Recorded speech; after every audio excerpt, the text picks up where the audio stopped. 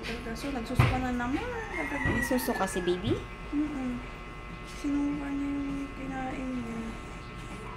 Bakit siya nagsusuka? Baka sa sipon. Sana sa sipon lang. Kasi minsan ano na yun eh. Di ba pag dinadala ko sa ospital, pneumonia na. Kasi doon nag-umpisa yun eh. Gumaling na ang pneumonia niya. Pero kasi pag mga ganyan kasing case na lagi nakahiga, talagang po sa pneumonia. Kahit sabi mong gumaling na ngayon, next month, meron na naman yan. Pwede. May possible na babalik siya. Ayan si baby. Kamusta na yung baby namin? Kamusta na? Mas okay siya ngayon kumpara nung nakaraan. Hindi na masyadong Ayan mga ka-therapy. Na-bless si baby ngayong araw. Merong regalo sa kanya. Anong tawag dito? Stroller. Mahal pala ito. Talaga. Pero ano na siya? Parang second hand na siya. Pero mahal. Okay lang. Bago pa naman. Ba't nagagalit? Bakit nagagalit? Ang arte naman yan. Gusto lang. Ba't nagagalit si Baby Madison? Madison siya, di ba? Baby Madison! Pakarga ikaw. Ha? Sino ang nagregalo nito? Si Consilor. Consilor. Onet Henson. Ayan, thank you kay ma'am. Nakita niya si baby. As in, nakita niya lang na naglalakad siya dito. Hindi, nasa medical mission kami. Oo. Doon din siya. Tapos, inalam niya ang address mo. ko siya. Oo. Tapos kinuha niya yung cellphone number ko. Sabi niya, tatawagan kita. Uy, talaga. Ayan, di nakakaupo na siya ng komportable. Ganda na. Ganda! Yehey!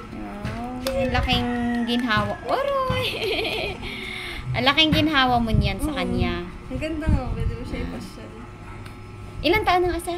4 years old. 5 na. Kamusta ang baby na yan? Mahaba na ang hair. May pandong pa. Ganda naman. Ang bait-bait naman ni Consilor dito sa Caloocan City. Ayan. Baby! Appear nga tayo, baby! Appear! Dito!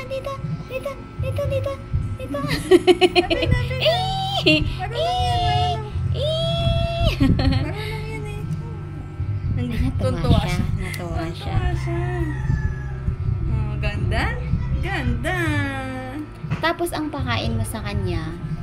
Ano lang, oatmeal. Kasi nga, medyo pricey yung gatas niya. Hindi namin kaya.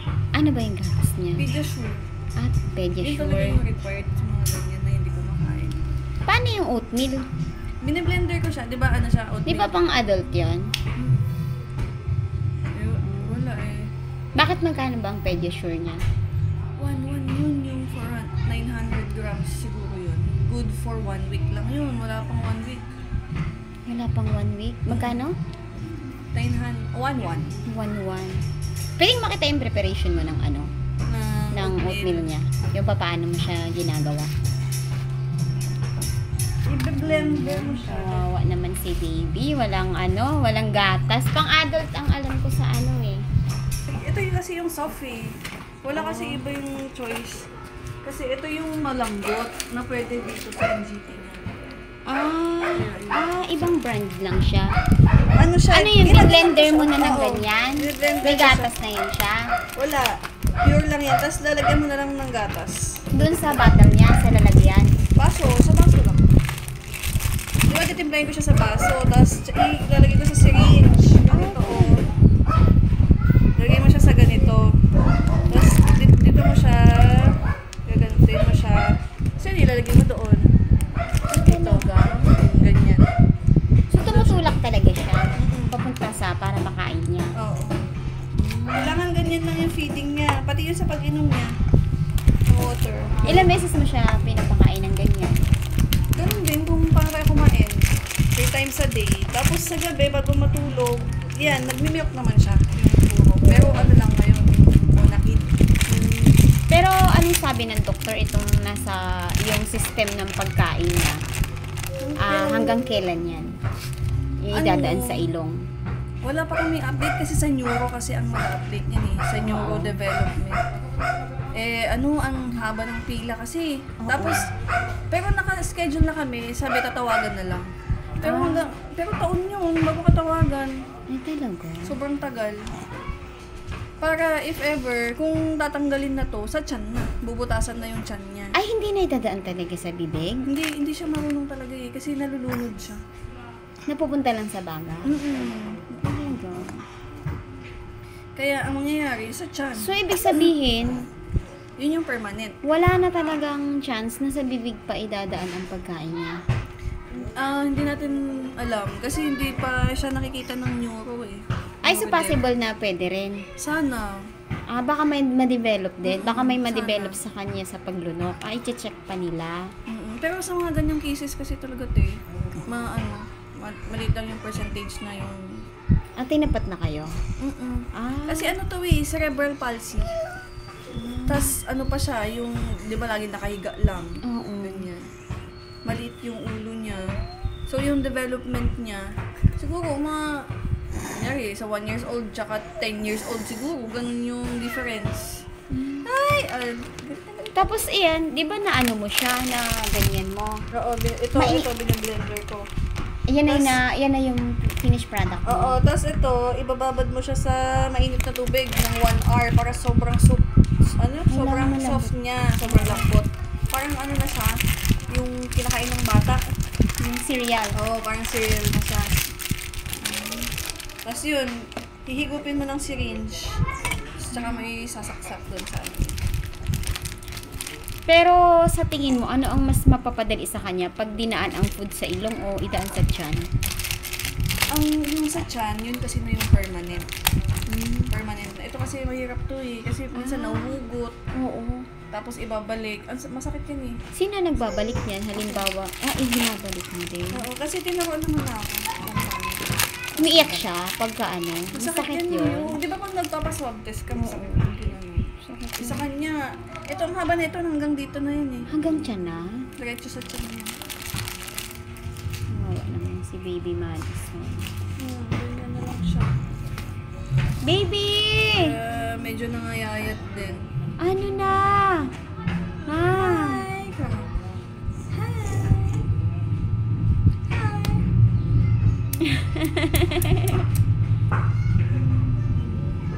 Yung mga ano niya, maintenance niya, pang ano na yun eh. Lifetime na yun. May iniinom pa siyang gamot. Marami. Sa Mga heart, ilang klase ang iniinom niyang gamot. 2. Sa heart niya, tsaka din sa thyroid. Thyroid. May thyroid din siya? Oo, yun yung permanent na lifetime na niyang gamot. Sa Ganun thyroid ba? niya. Kasi pang hormones, kasi hindi na siya gumagana eh. Kailangan everyday may iniinom siya para pang ano ba. Ayan mga ka-therapy, ang pinagkakakitaan lang po ng kanyang mama ay ito yung kanilang maliit na negosyo para mairaos ang kaunting ano. Ito palang benta mo? Kaunting ano, hanap buhay. Ayan, meron. So, ito lang po ang kanilang hanap buhay. May palamig. Ayan, nasipag. Buti na naaano mo yung ano, yung nakakapagtinda ka pa ba sa case ni baby? Oo, mabait naman to eh. Pag busog na yan, lalaro-laro lang siya. Pero nagwawala din siya pagka ano. Pag inaantok, pag gutom, pag Ayan, nabuboy. walang gatas si Madison. Yun pala sana ang kanyang ano, makakaginhawa sa kanyang pagkain. Pati sa'yo, no? Kasi hindi mo na kailangan mag-blender. Hindi mo kailangan mag-wait ng 1 hour para siya pakainin. Tsaka ano talaga, yun yung ano eh, yung kompleto yung nutrients talaga. Oo. So, ibig sabihin, kahit mag-gatas ka, mag-a-add ka pa rin nun. Cereal. Kahit Hindi. mag-Pediasure siya. Kapag Pediasure, complete na yun eh. Oo. Kaya pwede na kahit yun lang. Ayan, hindi na kayang bumili ng gatas ni baby. Ayan. Hello, Madison! Hi! Ay, kung malaki sana, kung sumasahod na sana tayo sa YouTube channel, at malawak na sana ang ating YouTube channel, ay kaya na nating bilhan si Madison ng gatas. Ang subscriber ko nasa 3,000 pa lang. Kaya yan, di ba? Ayan, sana, ayan. Kaya Yun talaga yan. mga ka-therapy ang gusto natin, lumawak ang ating YouTube channel para makatulong po tayo financially sa mga katulad po ni Madison na kalagayan. Ay, Madison! Hello ka, hello! Hello! Oh. Hello, Madison! Pumayat lang siya ng konti, no? 4 years old. Mga ilang, ano naman years siya? old siya, pero yung timbang niya, ano lang, 10 kilos, pang 10-month-old. Sobrang baba. Kasi pag ano naman kasi in-overfeed mo siya, sinusuka niya lang. Sobrang pagsusuka, kagaya ng kahapon, trinay ko siyang dagdagan yung feeding niya. Oo. Para naman tumaba-taba. Sinuka lang niya ng sinuka. Susukan niya talaga. Hindi Sa niya Pediasure, kaya. hindi siya nagsusuka. Hindi naman. Pero kasi pag ang required kasi ng doctor is 10 ons. Ang dami nun. Sobrang dami. Hindi niya kaya. So, ang kaya lang niya hanggang mga 6 ons lang. Yun lang talaga yung kaya niyang ipasok. Ay! Ano oras ka nagpapakain sa kanya? Every 4 hours. Every 4 hours? Yung Every ano? 4 hours naman. Natrabaho din, no? Yehey! Boring na siya. Naboboring ka na sa akin, Hadison? Boring siya kanina dun sa, nakaupo lang siya eh. Dun sa stroller niya eh. Pero at least mas comfortable siya dun sa stroller niya ngayon. Oo, komportable siya. Ganda-ganda ng Unlike yung stroller. dati, no? Oo. Kasi Manipis yun eh. Manipis yung Tsaka dati niya. nagkaganon, nagka-curve yung ano niya. Yung likod. Oo. Ang nangalay. Ayan, si Madison. Na-vlog na natin siya mga ka-therapy nung nakaraan. Yung Nagahay na siya. dinala siya sa hospital. Dahil grabe ang kanyang ano no, no, ubo. Papamassage mo sana nun eh. Papamassage mo eh. Inano lang natin, nadalahin na lang siya sa hospital. Ayan. Mataas ang lagnat niya noon eh. Oo. So, hindi na siya masyadong nilalagnat. Meron pa rin te. Pasumpong-sumpong. O dahil sa ano niya, sa ubo sa puno. Mga ilang peraso ang gamot na iniinom niya sa isang araw? Dalawang is mga ano, ilang klase? Oo. 3 klase. Malamig po. Paano yan pag nagtitinda ka? Ganyan. Skalong siya. Karga. Pag may toyo,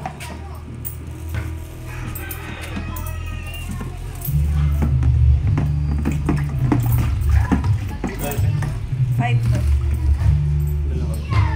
Oops! Nagustuhin niya. Ay! Ay!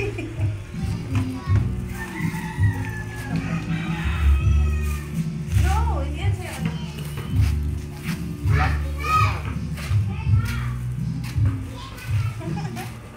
Gusto niya magtikim. Hindi mo siya pinapatikim. Kaya patikim ko naman. Uy! Tikim lang. Kasi nabibilawukan siya eh. Ay, uroy! Sabik siya. Sabik siya sa mga pagkain. Wait lang anak ko. Sabik siya. Gusto niya mag-try ng lahat ng ano, pwede niya makain. Hirap pala ng kalagayan mo, no? Ayan, siyempre simula ng pinanganak mo siya, no? Ano lang? Tsaga lang. Nakaraos lang, ayan. Magkano naman ang kinikita mo sa isang araw dito? Yung ano, malinis na pag 500, 600. Nakaka 500 pesos. Kalabas na yung puhunan doon. Hindi. Kasama puhunan. Ang sa 500 mo siguro malinis na sa'yo yung 200 doon. What? Eh? Mahina. Pag Saturday, Sunday naman, medyo malakas-lakas naman minsan nakanay na. Pero nakakayanan mo maraming customer tapos karga-karga mo siya. Hindi, minsan nilalagay ko siya sa stroller. Kaso minsan kasi talagang pag may toyo, nagwawala. Okay naman akong choice. Diba? Uy. Ayan, mga ka-therapy ang kalagayan ng mag-ina. Napakahirap talaga pag ang kalagayan ng anak ay ganito tapos mag-business ka kasi kulang na kulang ang pang-support. Ayan. Sige.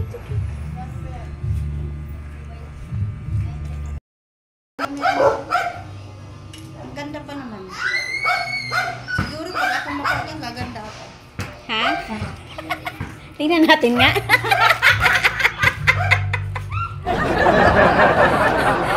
Ang ganda nga. Ayan, ay, bili ka na rin. Ayan.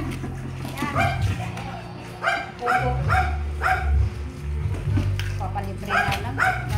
Ano? Green na green tayo ah. Ayan, marami ring customer. At si Madison, okay naman siya. Oh, masaya siya na may customer si Madison. Oh. Fishball. Ilan po? 10? O, diba? Ang dami Sabay mo na yung sa'yo. niyang bumibili. Ano yun ma? Swerte yan si Made eh. Di ba, De? Swerte ka din. Ay, ito yung anak mo, no, ate? Pamangkin lang. Ay, pamangkin. Ay, swerte di ba ito? Swerte ka na? Ape. Saan? Marunong yan eh. Apir daw, ikaw apir. Ay, bubok. Apir daw, apir. Apir.